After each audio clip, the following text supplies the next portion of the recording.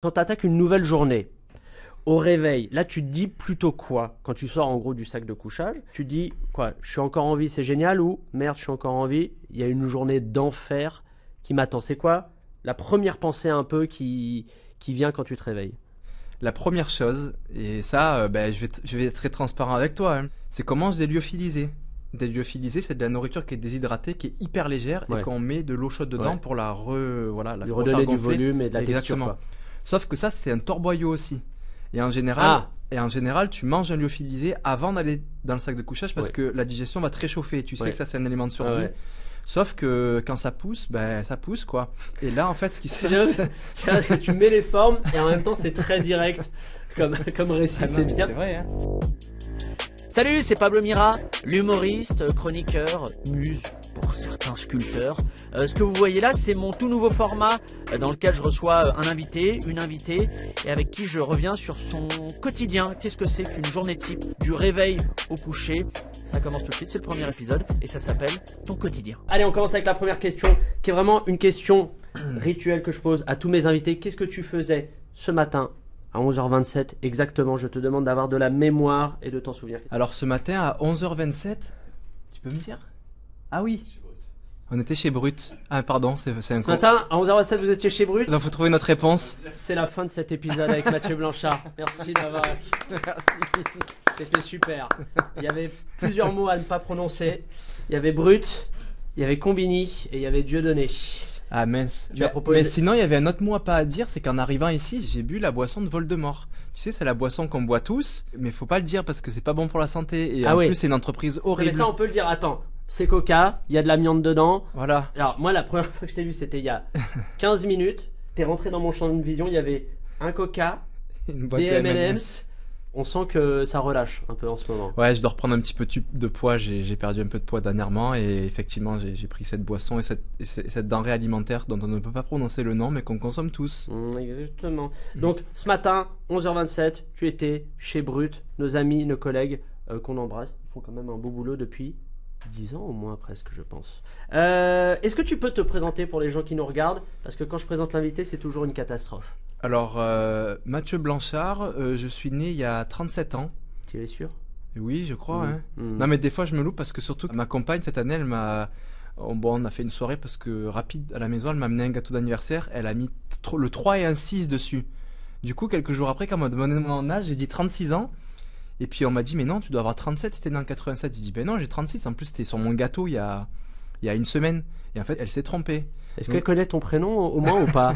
Est-ce que ça fait combien de temps que vous êtes ensemble? 2 heures? Non, mais comme je la fais un peu vriller, du coup, c'est normal que son cerveau, des fois, il bug un peu comme le mien. Mais on fait, Donc, j'y en veux pas. on fait une parenthèse pour le coup. Tu as une compagne qui t'accompagne et qui te soutient.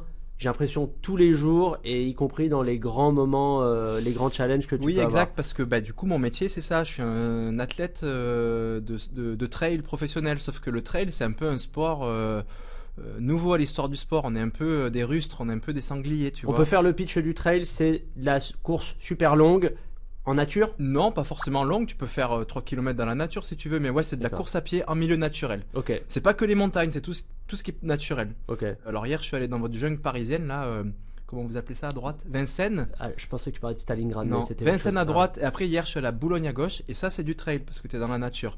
Tout ce qui est du sable, de la neige, de la jungle, c'est du trail. Et donc tout ce qui est bitume, Artificiel, plastique, c'est pas seringue, trail. c'est pas on C'est peut pas faire du trail sur Tu des marches seringues. sur ça, c'est pas bon, ouais. Ok, d'accord. Voilà. je comprends. Mais toi, tu t'es spécialisé, on va dire, dans ces dernières années, dans l'ultra trail. Exact. Ça, alors, dans le sport, il y a des sous-catégories. Pour les courtes distances ou les longues distances, tu fais pas le même entraînement. Et c'est un sport qui reste quand même assez nouveau. Et il n'y a pas encore la structure comme on peut retrouver dans d'autres sports, avec toutes des staffs, des médecins, des kinés, des préparateurs mentaux. Et tout mon staff, c'est ma compagne. Elle fait tout. Elle fait le massage, Ok. elle fait la préparation mentale, elle fait la nutritionniste. Est-ce qu'elle est rémunérée quand même ou pas? Est-ce qu'à un moment donné, Oui, il y a... ouais, on ouais, a trouvé un ok. modèle pour ça. Yes, il n'a pas exploité l'amour. On a à trouvé son un modèle, profit. ouais. Yes. On a trouvé un modèle grâce à mes partenaires aussi qui la soutiennent parce que son travail, c'est un travail qui se valorise. Mais elle pratique aussi. Ouais, elle pratique aussi. Alors, faisait pas avant, elle a pas eu le choix du coup, mais maintenant, elle adore aussi. Elle adore. Elle a pas le choix, je l'ai forcée à faire du trail et du Non, trail. mais des fois, je lui dis en fait, c'est que quand je fais des grands parcours, il faut qu'elle me ravitaille. Donc plutôt que de lui dire d'attendre dans la voiture à rien faire, je lui dis bah tu vas me rejoindre à l'envers. Je fais une carte, elle me rejoint à l'envers, on se croise et ce qui fait qu'on passe des petits moments ensemble. C'est beau. Et il y a des moments de tendresse ou pas dans ces moments que vous partagez Oui, ensemble? il y a des ou moments pas de tendresse et hier je suis allé sur un plateau télé et il m'avait fait une surprise parce qu'il voulait me faire un portrait un peu étoffé Ouais. et donc il a demandé à ma famille de faire des vidéos et elle a dit que quand je fais mes ultra trails, elle est au ravitaillement. Et elle m'a dit que c'était vraiment horrible parce que je veux toujours l'embrasser en partant du ravitaillement. Alors que tu dois être Ah dégueulasse. ouais, elle me dit c'est Tu vraiment dois avoir des lèvres un peu c'est ça, sèches et un tout. peu sèche et puis C'est horrible. le gel Avec aussi. de la bave un peu Ouais, aussi. des fois un peu de vomi aussi, ça arrive de vomir quand Bah t'es oui. mal.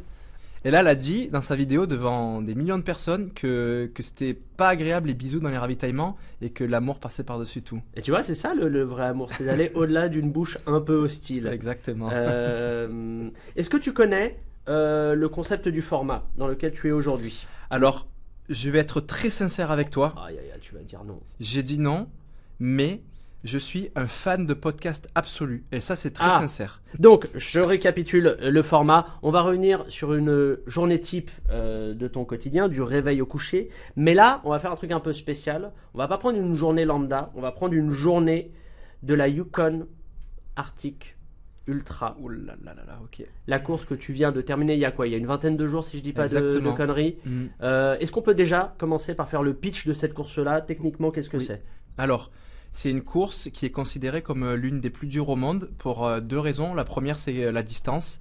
C'est plus de 600 km? C'est plus de 600 km. Alors, c'est entre 600 et 700 parce que ça dépend de l'année. Parfois, tu dois passer sur une rivière, mais si la rivière elle n'est pas gelée, qu'il y a de l'eau que tu passes à travers, et ben il contourne. Alors, ça peut rallonger un petit peu. Ok. Et après, c'est en autonomie totale. Alors, ce que je fais moi d'habitude en course, c'est que j'ai des ravitaillements dans lesquels je peux récupérer de la nourriture. Ouais. Puis c'est assez court pour pas avoir besoin de dormir. Là, pour faire cette distance-là, autonomie totale, ça veut dire qu'il fallait que j'ai mon couchage avec moi, que j'ai ma nourriture, Ouais. que j'ai de quoi faire fondre de la neige pour faire de l'eau, que j'ai de quoi survivre au cas où je me fais attaquer, un couteau, tout ça. Il fallait aussi avoir des vêtements, hein, parce que pour chaque 10 degrés de température, tu as un combo différent de Ok. vêtements.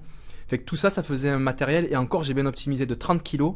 On peut pas le porter sur le dos, c'est trop lourd pour faire Ok. 600 km, et en plus, tu t'enfoncerais dans la neige.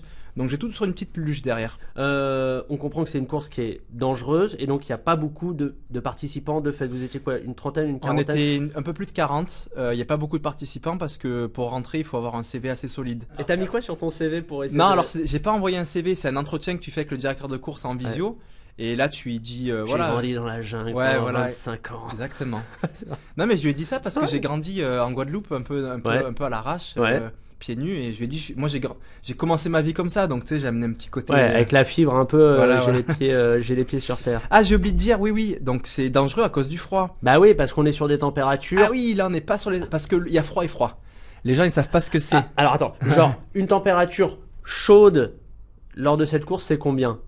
Moins 25 la plus chaude. Ah, tu dis n'importe quoi. Je pense Ouais. que t'es encore en train d'inventer un Non, mytho. non, moins 25 ça a été la plus chaude qu'on a eu de toute la course. Il faut savoir qu'en France, en station de ski, tout en haut, vraiment dans des mauvaises conditions, tu vas avoir moins 20, mais c'est déjà exceptionnel et très dur. Quand tu passes en dessous de moins 20, tu commences à rentrer dans un nouveau monde. Et en fait, faut pas se dire que le froid c'est le froid. En fait, froid, j'ai froid. Non, non. Chaque 10 degrés de température, tu rentres vraiment dans un univers. Quand tu passes en dessous de moins 40, t'es vraiment dans quelque chose d'extrêmement dangereux là. À partir de quelle température ça devient officiellement dangereux un peu pour la santé? Les extrémités, j'imagine, Ouais. l'histoire, les engelures. Moins les de trucs 30, moins de 30, ça commence à être. En fait, c'est à partir de quel moment t'as plus le temps de réfléchir quand il y a un problème qu'il faut acter tout de suite. Moins de 30. C'est-à-dire quoi de pas avoir le temps de réfléchir? Ben, par exemple, à moins 40, si je m'arrête pour aller boire de l'eau, faut que je le fasse en moins de 10 secondes. Ah, Quand tu t'arrêtes, le oui, froid... c'est-à-dire que tu peux pas prendre un temps illimité pour Non. faire les tâches et résoudre les problèmes que tu as Exactement, sur la route. exactement. Ok. Et ça, tu l'as que dans le grand froid. Parce que même dans les milieux extrêmes où je suis allé dans le désert, par exemple, si t'as un problème, tu peux te poser, t'as le temps de réfléchir, voilà. Alors tu as dans le grand froid et dans le RER parisien, où vraiment tu n'as pas le temps de réagir. Je t'assure que Mais c'est peut-être... ça se joue à 3-4 secondes maximum. Après, il y a de l'agressivité des gens qui te mettent des coups. Non mais, comme ça non, dans mais la tu gorge. rigoles, mais tu sais que je suis allé courir hier dans la jungle parisienne. Ouais. J'ai failli mourir beaucoup plus de fois que sur la Yukon. Hein. Ah, tu vois. Quand tu arrives sur un croisement, j'ai rien compris de comment ça fonctionnait. Entre les vélos qui arrivent à droite, les trottinettes à gauche, les voitures, les gens qui traversent quand le bonhomme il est rouge, du coup Ouais. je crois que je veux y aller aussi. Et alors là, c'est le bordel. On va attaquer une journée type sur la Yukon Arctic Ultra. Quand tu attaques une nouvelle journée, au réveil, là tu te dis plutôt quoi? Quand tu sors en gros du sac de couchage, tu te dis quoi? Je suis encore en vie, c'est génial, ou merde, je suis encore en vie, il y a une journée d'enfer qui m'attend. C'est quoi la première pensée un peu qui vient quand tu te réveilles? Alors, je vais te répondre à ta question, mais avant, je vais remettre un petit peu de contexte et je suis désolé de briser un peu ton concept. Je t'en prie, on va juste mettre un jingle contexte. Jingle contexte. T'aimerais suivre la conversation. Voilà le contexte. Voilà le contexte. Vas-y, je t'en prie. Bah, c'est qu'en fait, la notion de journée n'existe pas là-bas. Déjà, le soleil, on est beaucoup dans le nord, il se lève à 11h Oui. et il se couche à 17h30. Et elle est très très courte la journée. Ouais. Et le soleil, il fleure l'horizon tout le long. Alors ça fait des très belles couleurs, t'as l'impression d'être en sunrise, sunset toute la journée. Mais après, tes journées, elles sont dictées par quand c'est que t'as vraiment besoin de C'est dormir. l'effort, la fatigue. Ouais, et puis ça la peut gestion. arriver n'importe quand. Donc déjà, je dormais très très peu. Disons que je me posais dans mon sac de couchage entre 2 et 4 heures par 24 heures, par tranche de 24 heures. Ouais. À peu près, comme ça on revient. Et dans ces 2 à 4 heures-là, je dormais pas beaucoup. Parce qu'à moins 40, j'avais pas de tente par terre, comme un M. Mais ça, c'est parce que tu as fait un choix de légèreté, Oui, j'imagine. oui, ou gros de- dilemme. J'avais ma tente, je l'ai amenée là-bas, ma tente, au dernier moment, je l'ai pas pris. Trop lourd, et surtout, j'ai capté que cette température-là, tu peux pas monter la tente. Tu peux pas enlever les gants à cette température-là Ouais. et monter une tente avec des moufles. C'est injouable. Ben, je me suis entraîné à la maison, mais j'ai abandonné, j'ai jamais réussi correctement, Ok. quoi. Même avec une quechua comme ça, tu sais, les deux. Non, les tentes mais- de secondes comme ça. Alors, de une, c'est trop gros, ça rentrera pas dans la luge, Ouais. et de deux, ça va péter les arceaux. Il faut Ouais. des arceaux en matériaux spéciaux et tout, c'est très technique. Donc, la pensée, déjà, c'est très animal, c'est très robotique. La première chose, et ça, je vais être très transparent avec toi, hein, c'est qu'on mange des lyophilisés. Des lyophilisés, c'est de la nourriture qui est déshydratée, qui est hyper légère, Ouais. et qu'on met de l'eau chaude dedans Ouais. pour la Lui refaire redonner du gonfler. volume et de la texture. Exactement. Quoi. Sauf que ça, c'est un torboyau aussi. Et en général, tu manges un lyophilisé avant d'aller dans le sac de couchage parce Ouais. que la digestion va te réchauffer. Tu sais Ouais. que ça, c'est un élément de survie. Ah ouais. Sauf que quand ça pousse, ben ça pousse quoi. Et là, en fait, ce qui se passe. Parce que tu mets les formes et en même temps, c'est très direct. Comme récit, Ah non, c'est mais bien. c'est vrai, hein. Donc, Et attends, là- mais j'aime l'idée que ce soit ça qui te pousse à. Ah ben c'est le truc qui te fait sortir du sac de couchage. Ça te pousse Ouais. tellement que t'as pas le choix et en même temps ça aide parce que sinon tu traînes un petit peu. Et sauf que là, il faut visualiser chaque geste. Parce que Ah, il y a une chorégraphie à Ah faire oui, le, oui, le oui. matin quand Ah tu oui. sors du. Avant, enfin, le matin, avant ou- de sortir du sac de couchage, je répète au moins 3 fois la chorégraphie. Quel zip je vais tirer?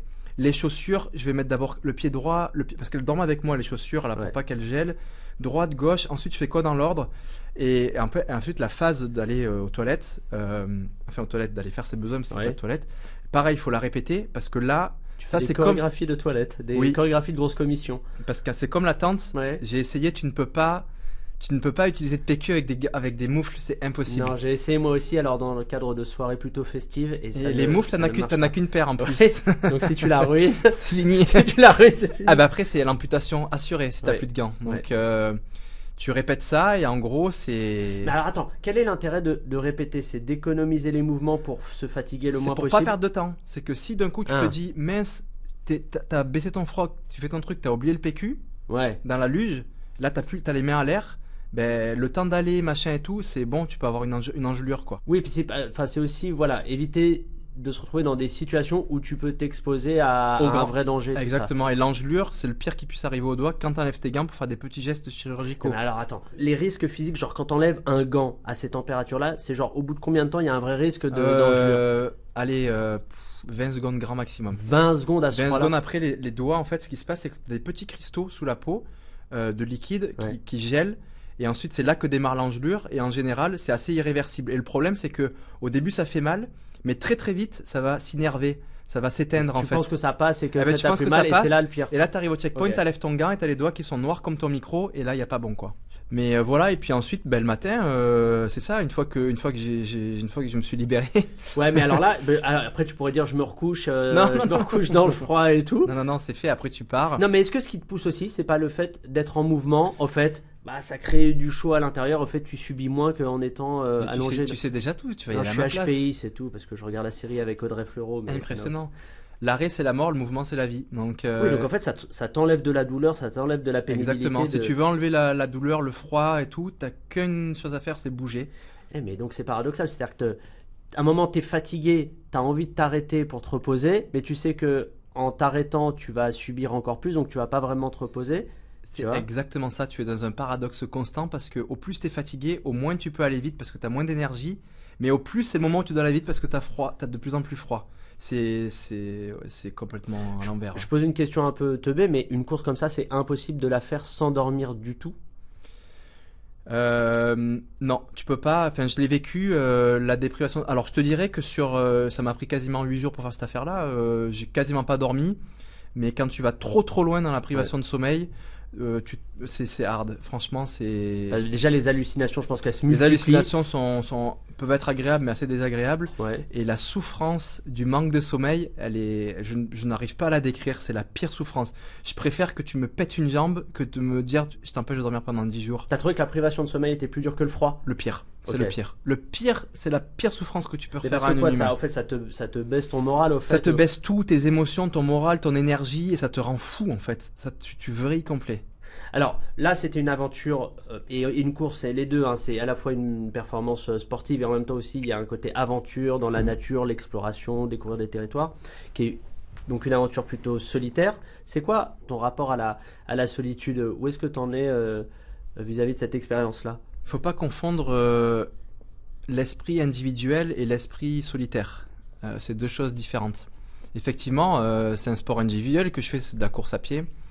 Mais c'est un sport qui est tellement difficile et où je passe tellement de temps seul dehors à m'entraîner en nature que l'esprit, je vais pas dire d'équipe, mais communautaire doit être hyper puissant autour du projet Ok. pour pouvoir équilibrer cette solitude absolue qu'on peut avoir en milieu naturel. On a besoin de ce support, cette énergie que les autres nous donnent pour pouvoir aller réaliser de tels projets, quoi.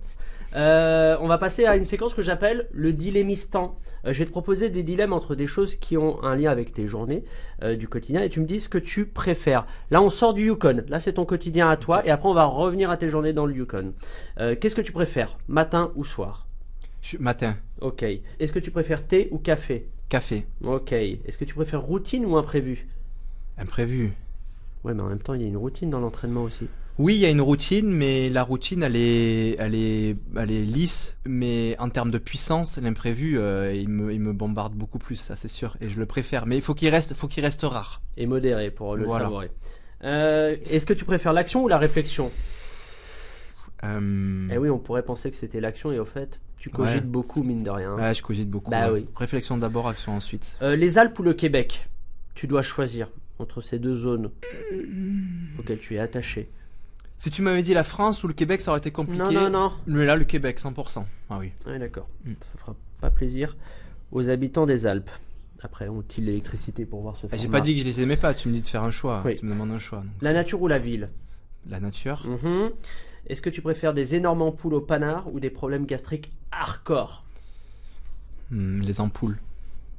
Ok. J'aimerais qu'on avance dans la journée.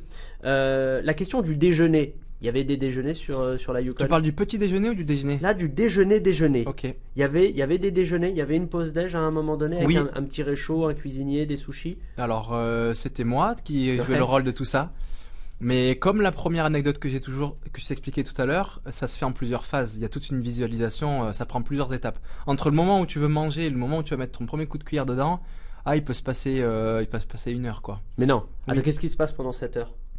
Alors, tu vas déjà essayer de réfléchir s'il te reste de l'eau chaude dans un de tes thermos. C'est des genres de gourdes qui sont un peu isolées. Sauf que déjà, pour vérifier, c'est un arrêt. Faut repartir pour se réchauffer. Ok. Parce que chaque action que tu vas faire à la luge, tu as droit à une action de 10 secondes. Ok, d'accord. Donc, ce sont plusieurs étapes. C'est dingue. Une fois que tu sais que tu as l'eau chaude, tu repars pour te réchauffer, tu reviens. Et tu dois repartir combien de temps pour te réchauffer avant de pouvoir te réarrêter 10 secondes? Ça dépend du rythme, mais quand tu veux manger, tu accélères un peu le rythme pour toujours rester chaud. Ok. Tu reviens à la luge, faut ouvrir le paquet du...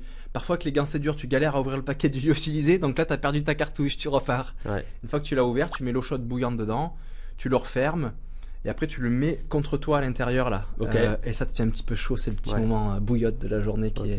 c'est la source de chaleur, ça fait trop Tu du mets la bien. nourriture là. Ouais. Et ensuite, t'espères de l'avoir bien fermé. Ok. Parce que comme t'as le harnais, si tu tires trop fort, le harnais qui tire la luge, le truc il s'ouvre et tu renverses tout ton Ça t'est lyophilisé. arrivé ça ou pas? Ça m'est arrivé. Plus d'une fois? Ça m'est arrivé une fois et tu fais l'erreur qu'une fois parce que Ah oui, après. la pire chose qui puisse t'arriver dans le polaire, c'est de te mouiller. On dit souvent que c'est interdit de transpirer parce que l'eau est 25 fois plus conductrice que l'air et quand t'es mouillé, tu te transformes en sarcophage de glace en 2 secondes. Non, mais attends, j'ai trop de questions. J'ai même pas terminé la question du déjeuner qui va prendre 7 ans.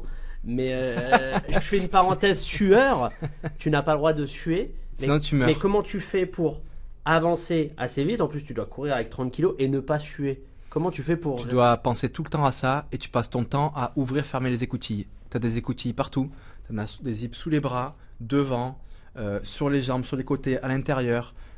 Et puis t'enlèves, tu remets des vêtements. Tu passes ton temps à faire des striptease en fait et à te rhabiller. Ok, donc tu as toujours des actions pour en gros Ouais. maintenir ton état Maintenir, d'effort. ouais. Dès que tu commences à avoir chaud, que c'est là que tu commences à être confortable, tout de suite il faut faire quelque chose. Parce que faut pas se dire ah ça y est je suis bien, non non, là ça veut dire que ça va commencer à transpirer. On commence par ouvrir, si t'as encore chaud, t'enlèves. Est-ce que Ouais. tu surveilles ta fréquence cardiaque pour vérifier Non, que tu non. chauffes pas trop et tout? Moi j'ai l'habitude, je sais. Tu sais à combien t'es et tout? Non, je sais pas, mais je connais les seuils à partir desquels je commence à être trop intense et où je vais transpirer. Après, j'exagère un peu, tu peux transpirer un petit peu quoi. Mais faut pas vraiment se mouiller les vêtements. Parce que ce qui se passe, c'est qu'après, l'humidité se met dans les fibres, elle glace. Ouais, et Et ça c'est- casse le vêtement? Eh ben non, mais c'est que le vêtement il devient dur comme de la pierre, il est glacé. Ouais. Tu ne peux plus le faire fondre ou le faire sécher, c'est fini. Une fois qu'il est glacé, il est glacé.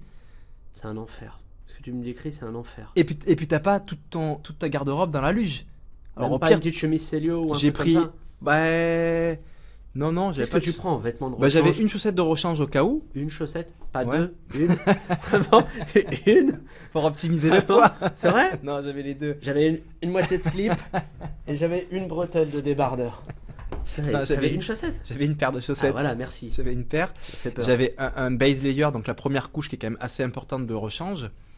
Et puis, c'est à peu près tout, quoi. Attends, donc j'aimerais revenir au repas parce que le repas il est pas terminé. Hein. Non. La quantité de bouffe que tu dois manger parce que tu dois brûler, j'imagine, 327 millions de calories par jour. Ouais, on dit entre 5 et 10 000 à peu près. C'est énorme alors qu'une journée de tous les jours, c'est quoi? C'est 2000 que tu Quand crames? je suis à l'arrêt, 2000. Et puis quand je fais des grosses entraînements, plus 4000, quoi. Genre un plat lyophilisé, c'est combien de C'est calories? 600. C'est pas beaucoup. Non, c'est pas beaucoup. Et surtout que, je le redis, j'ai une contrainte de poids. Je peux pas partir avec 300 kilos de bouffe. Mais est-ce que t'as crevé la dalle Oui. complètement à un moment? Je vais te dire pourquoi c'est drôle. C'est que le oui, il y avait deux sous-textes. Il y avait oui et j'en souffre encore. Et oui, j'ai encore faim en fait. Non, mais- C'est comme si toute la nourriture qui t'avait manqué, tu l'avais pas encore épongée quoi. Ben oui, tu l'as vu quand t'es arrivé. Je mange un peu des cochonneries, là, en ce moment. Hein. Ouais. Non mais, Mais- donc, c'est un autre facteur. C'est que donc tu dors peu, le froid qui te mord, et puis t'as la dalle. Non, mais la faim, c'est pas le pire truc, en vrai. En termes d'échelle de souffrance, la faim, elle est assez basse, quoi. Est-ce que tu as réussi à maintenir ton régime végétarien auquel tu es passé pendant cette course-là? Ou c'était trop ghetto? Alors, déjà, j'ai pas de régime végétarien. C'est pas vrai, la presse ment quand ils disent que tu es Non, bah alors en fait, j'ai Alix, ma compagne, elle a un régime végétarien et c'est elle globalement qui est une meilleure cook que moi. Et elle est végétarienne, donc elle cuisine végétarien. Mais quand je vais au restaurant, parfois je mange un petit peu de protéines animales. Et là, je dois t'avouer que la nourriture va avoir un impact mental. C'est un moment où tu vas un peu te reconnecter à autre chose et peut faire beaucoup de bien au moral. Est-ce que tu avais emmené un peu des petits morceaux d'aliments plaisir qui soient pas de la bouffe lyophilisée, Oui, qui, beaucoup. juste pour te refiler le moral? Oui, beaucoup, Du mais il type faut un savoir. tacos 5 viandes par exemple. Alors, je pouvais pas parce qu'ils congèlent. Ils deviennent trop durs, tu croques dedans, tu te pètes une dent. Alors Donc, qu'est-ce que tu as pu ramener? alors tu ramènes des trucs, il faut savoir à l'avance, ça aussi, c'est de savoir qu'est-ce qui ne congèle pas à moins 40. Ouais. Parce que si tu ramènes des trucs que quand tu croques dedans, c'est dur comme du métal, tu peux rien Ouais. faire. Les boules de chocolat, avec une peanut, avec une cacahuète à l'intérieur, ça gèle pas. La viande Ah mais séchée. c'est pour ça que tu manges encore des M&M's. Ouais, ben des M&M's, j'en avais plein, ils gelaient Toi, pas. tu vas ouais. devenir ambassadeur M&M's. Mais après, j'avais des boules de chocolat de toutes sortes, des fois avec des amandes dedans, des fois au café, avec des graines de café dedans, de la viande séchée, des petits plaisirs comme ça. On avance dans la journée, l'après-midi. Est-ce que c'est un moment pénible parce qu'on commence officiellement à fatiguer, ou alors on savoure parce qu'il fait encore relativement pas trop froid par rapport à la nuit de moins 35, moins 41, moins 42 qui peut arriver? C'est quoi le rapport à l'après-midi par rapport à la fatigue et à la gestion de l'effort? Deux sentiments l'après-midi. Le premier, c'est qu'effectivement, d'avoir quelques rayons de soleil, c'est toujours un petit peu rassurant. Ouais. Et même si la température est très basse, c'est comme, tu sais, quand tu vas sous un arbre à l'ombre ou en plein soleil, c'est la même température, mais tu as la sensation qu'il fait plus froid à l'ombre qu'au soleil. Mais là, tu le ressens aussi, le rayon de soleil te réchauffe un petit peu. Ok. Donc, tu as ce sentiment un petit peu de « Ah, c'est cool, j'avance », mais en même temps, te dire « C'est peut-être là qu'il faudrait que je fasse une petite sieste pour dormir avant que le grand froid arrive. Ouais, mais est-ce que tu peux dormir? Ben, je l'ai jamais essayé en fait. Ok. Mais après la course, j'ai discuté avec beaucoup de participants et il y en avait qui avaient cette stratégie de essayer de dormir la journée, genre à midi, le moment où le soleil il est le plus haut, mais il est quand même très bas. Et de ils se avançaient tabasser la nuit, ouais, exact, parce qu'il fait trop froid la nuit. Et comme je l'ai dit, j'avais trop froid dans mon sac de couchage, donc à refaire, je pense que j'inverserai, je dormirai l'après-midi et j'avancerai la nuit. Donc tu as des moments qui peuvent être à la rigueur agréables l'après-midi, les rayons de soleil et tout ça. Mais en T'as pas eu l'occasion, j'imagine, vu ce que tu nous dis, en fait, on peut pas se permettre de s'arrêter, sauf pour se mettre dans son sac de couchage et tout, mais t'as pas eu de moment de contemplation où t'as pu te poser face à la nature, quoi. Non, juste ça me permettait de ralentir un petit peu le rythme l'après-midi pour pouvoir lever un peu la tête.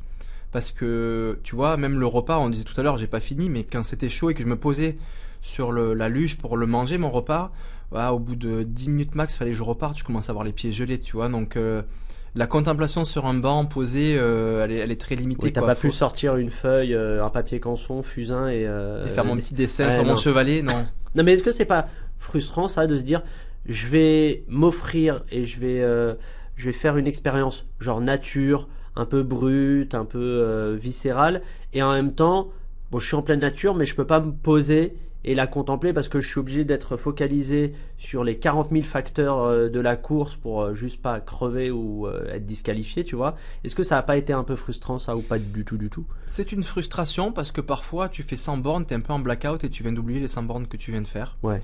Et là tu dis mais mince, j'ai passé à travers une forêt boréale magnifique, j'ai rien vu, j'avais la tête baissée. Mais en fait il y a quand même plein de micro-bouts de contemplation. Et je te laisse imaginer que sur 600 bornes et 8 jours, quand tu mets tous ces micro-bouts de contemplation bout à bout, tu finis par avoir une 27 contemplation. secondes de contemplation Voilà, sur 8 jours. Voilà, et ça suffit. Si je reviens avec mes 30 secondes de contemplation, ben, ils sont quand même assez intenses pour être plus beaux que les 3 heures sur un banc,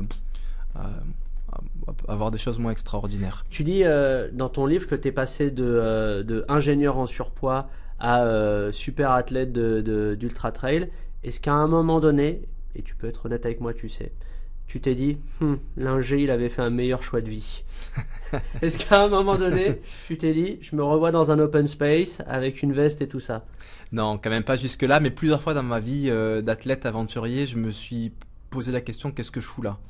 Mais qu'est-ce que je fous là? Pas, je veux retourner au bureau. Non, évidemment, mais plus, pourquoi j'ai choisi ouais, ce défi-là, voilà, c'est trop, qui est une qu'est-ce que je fous torture. là, Là, tu te l'es dit au moins une fois, j'imagine, sur oui, une beaucoup, expérience comme ça. beaucoup, les 2 tiers de la course, ouais. Ouais. Mm. Même les 3/4, j'ai l'impression un peu quand même. Ouais, toute la course, même les derniers kilomètres étaient horribles. C'est vrai? Ouais, Ça ouais. se détend pas sur les derniers parce que Non, tu non, vois non. le bout du tunnel. Non, parce et tout que ça. en fait, on est bien foutu. Tu t'as déjà fait de la muscu? Ah, c'est hyper vexant que tu me poses la question. Tu fais du crossfit? Normalement, sur le plan large, on voit que je fais des squats. Normalement, c'est bon. Allez. Bon, bah tu sais, quand tu t'es dit que t'en fais 10, Ouais. tu fais une 11e? Bah, généralement, j'en fais que 7 quand je me dis que j'en Bon, fais 10. Mais... Bon, ben voilà.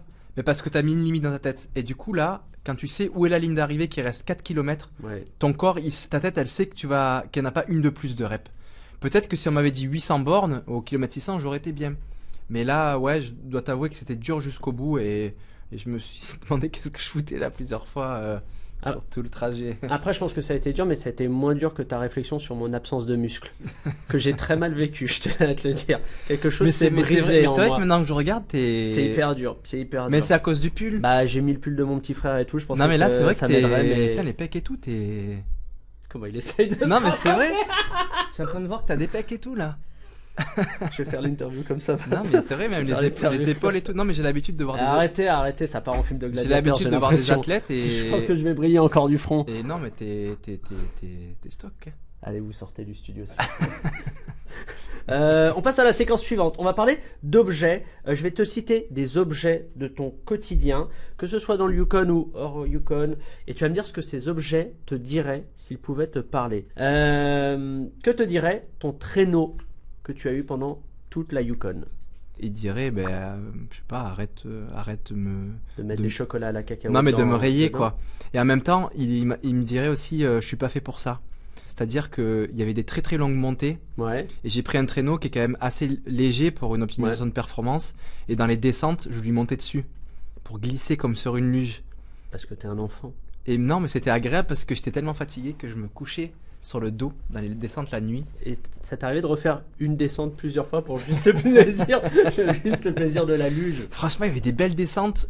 Ah, j'y ai pas pensé, mais j'aurais pu y penser, c'était agréable. T'es couché sur le dos, tu regardes les étoiles, tu descends. On ira à Montmartre ce soir, toi et moi, et on se fera une petite Non, mais descente t'imagines, de c'est la- le moment de où la ton luge. corps, t'as plus toute cette charge de lourdeur, de douleur dans les jambes, t'es juste couché et tu continues à progresser.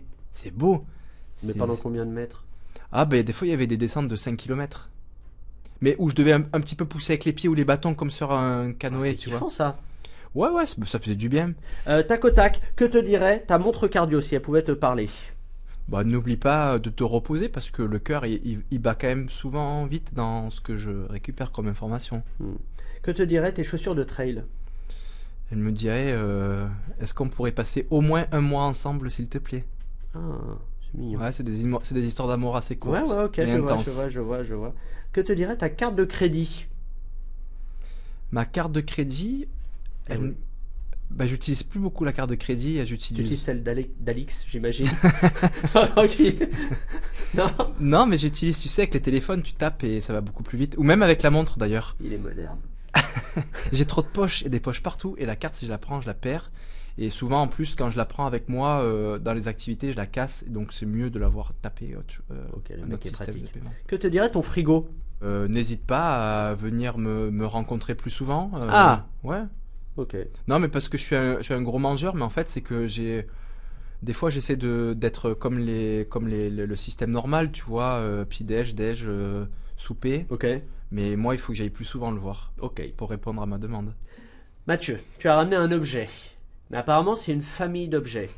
Je vais fermer les yeux. Mais c'est une famille du même objet. Je comprends pas. Je ferme les yeux. Et tu me dis quand je dois les rouvrir. Et c'est une mini Alix.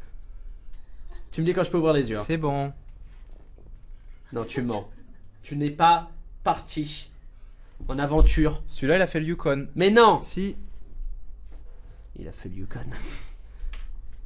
Bon, ça, ils ont pas fait le Yukon. Celui-là, il a fait le nord du Québec. Non, mais t'as toujours une petit doudou, petite mascotte. Cochon, pas doudou, cochon. Ok, Ouais, que cochon. Je les ai pas tous ramenés. ok. Ils Ouais. te parlent ou pas à un moment donné pendant la course? Non, mais moi, je leur parle un petit peu et c'est ma petite mascotte parce que c'est important d'avoir quelque chose au début et quelqu'un à qui parler.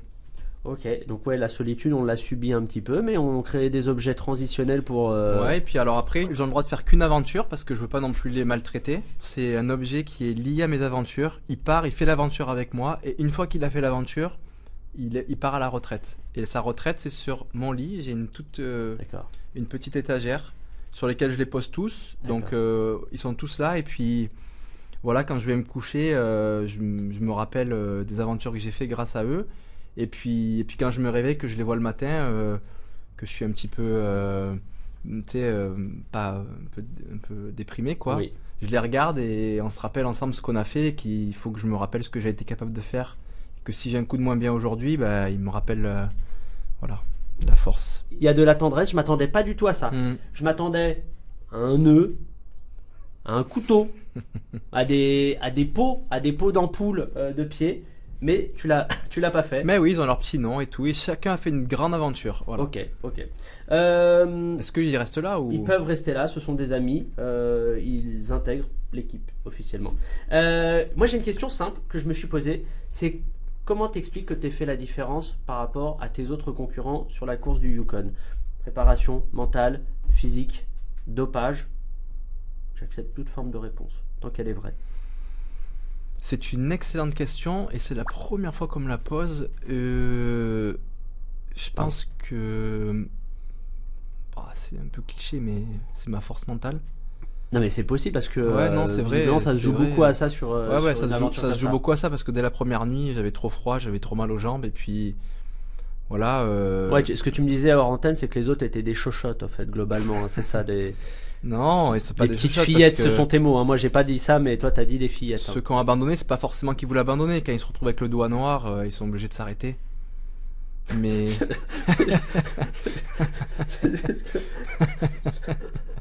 Je suis épuisé. Je suis fatigué. Non, mais c'est Attends, vrai. faut que tu expliques aux gens ce qu'est le doigt noir. Il y a une histoire de nécrose, j'imagine. Exactement, C'est pas un problème ouais. de digestion. Enfin, voilà, C'est quand le doigt commence à avoir l'engelure, le frostbite, comme ils disent Ok. là-bas. Il finit par tourner à deux couleurs, il devient tout blanc et après tout noir. Et après, il y a l'amputation qui arrive. Ils peuvent, et genre là-bas ils ont l'habitude, ils ont quelques techniques pour peut-être le rattraper, mais quand il est noir, c'est quand même mal parti, quoi. Et voilà, moi j'ai un seuil de douleur qui est parfois plus loin que d'autres. Alors c'est bien parce que ça me permet, comme tu me poses la question, de parfois De faire la de différence. faire la différence. Mais là où c'est pas bien, c'est que je peux me mettre en danger aussi. Donc c'est à double tranchant. On va avancer dans la journée, d'une journée un peu type sur la Yukon Arctic Ultra, même s'il n'y a pas de journée type à proprement parler. Est-ce que tu te souviens d'une soirée particulièrement éprouvante durant cette course? Une soirée de l'horreur absolue. Hmm. Laquelle? La 5e On nuit. avait perdu un des Non, petits non, cochons. lui il était accroché vraiment à la luge à l'arrière. Hmm. Si tu regardes des photos, tu le verras souvent, il est souvent présent, il est à l'extérieur sur la luge. La 5e nuit, parce que c'est vraiment là que ça a commencé à taper le manque de sommeil. Cette nuit-là, elle était terrible. Et en plus, comme je venais d'avoir un gros problème, non, il y a celle des poumons aussi. Tu dois choisir. Tu dois choisir. Une nuit vraiment, une soirée vraiment de l'enfer. Non, Les mais poumons alors- qui se bloquent. Non, les poumons, j'ai vraiment eu peur. Parce qu'on explique ce qui s'est passé. C'est Mhm. qu'à un moment donné, il faisait tellement froid que tes poumons se sont bloqués Ouais, y a et pas ils que- marchaient qu'à 10-15%. Ouais, il n'y a pas que le froid, il y a aussi l'ultra sécheresse de l'air. Au plus il fait froid, au plus l'air est sec. Là, autour de nous, ici à Paris, on a un taux d'humidité, faudra vérifier, mais qui est quand même assez élevé. Mm. Il y a des petites gouttelettes dans l'air. Et là-bas, l'air, il est très très sec. Et nos alvéoles, dans nos poumons, elles sont faites pour fonctionner avec de l'humidité autour. Oui.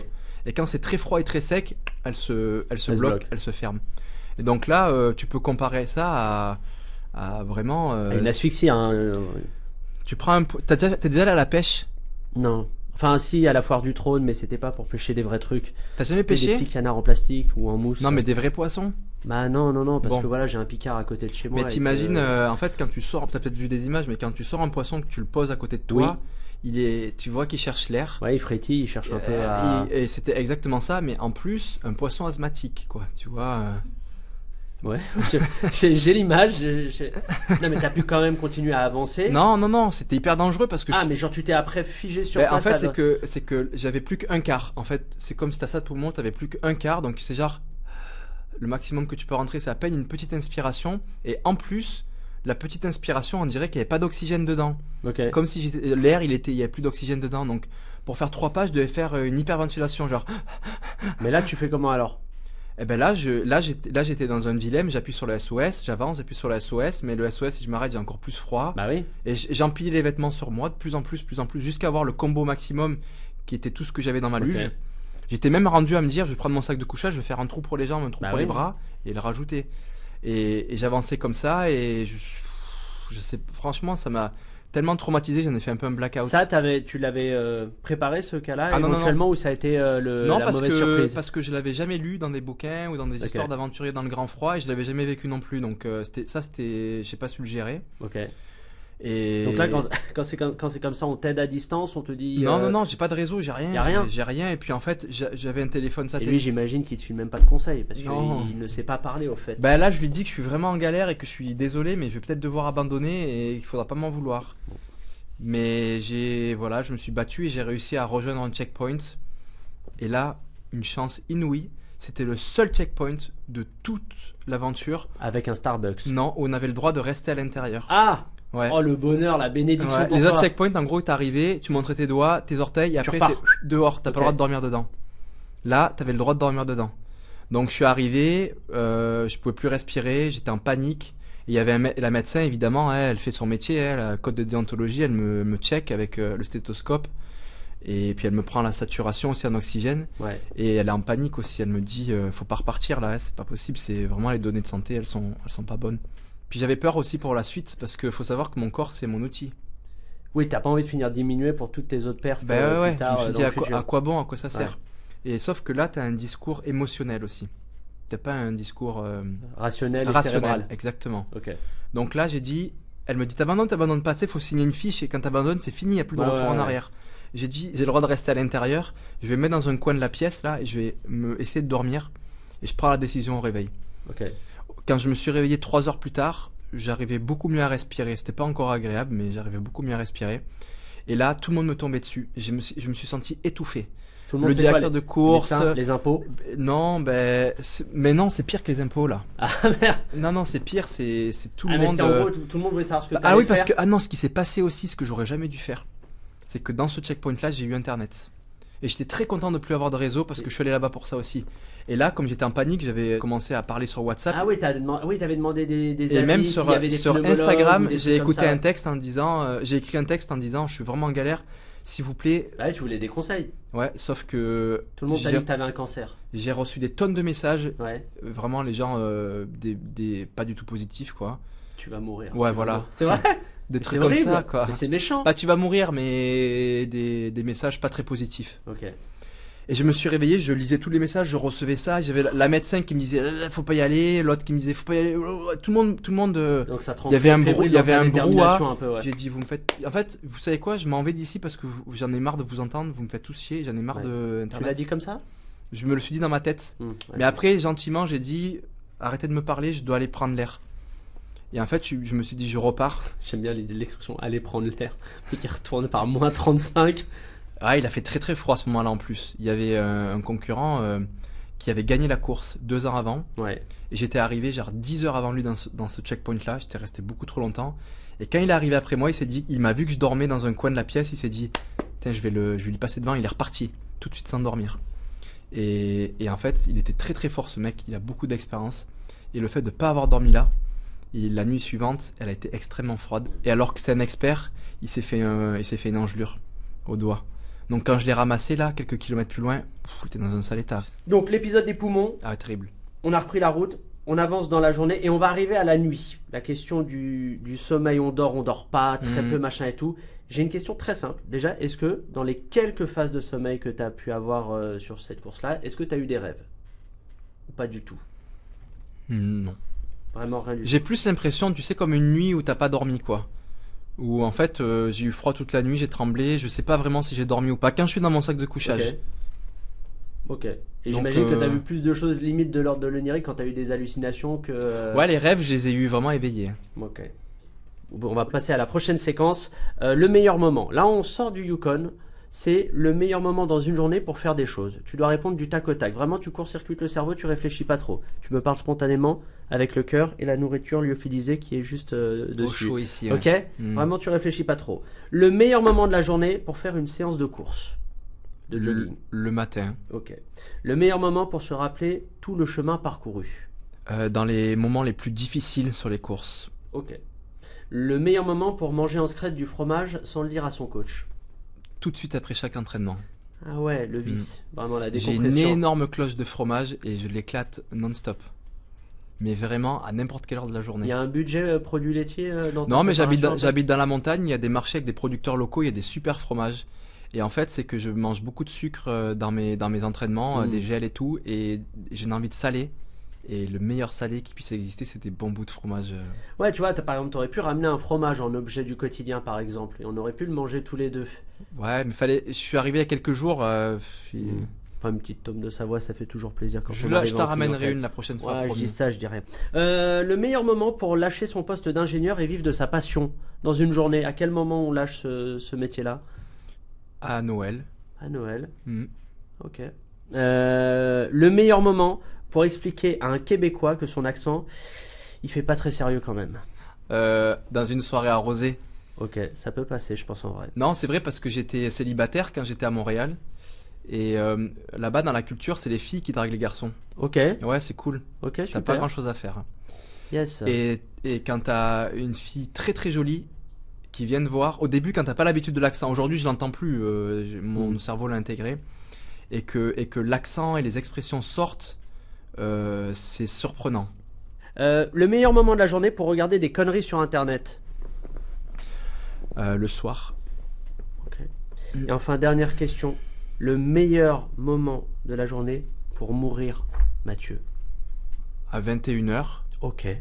c'est en général le moment où j'essaie d'aller au lit, et souvent j'ai tellement d'idées qui gambergent et tout que finalement j'arrive pas à dormir.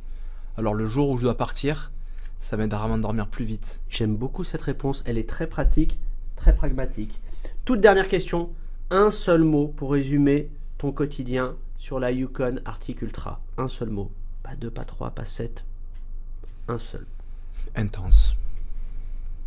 Je pense que ça respecte la réalité.